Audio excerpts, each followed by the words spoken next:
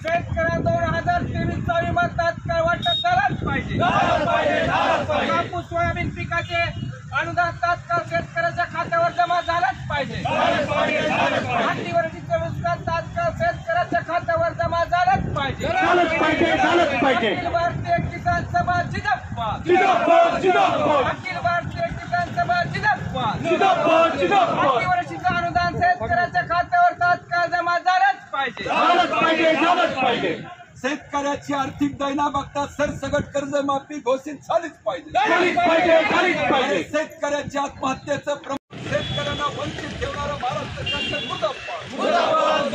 माती आणि शेतीखाली अर्ध्या शेतकऱ्यांना वंचित ठेवणारं महाराष्ट्र शासन मुर्दाबाद। आणि ही पाण्याची आट रद्द करण्याची घोषणा करून सुद्धा रद्द न करता घोषित करणारं महाराष्ट्र शासन मुर्दाबाद।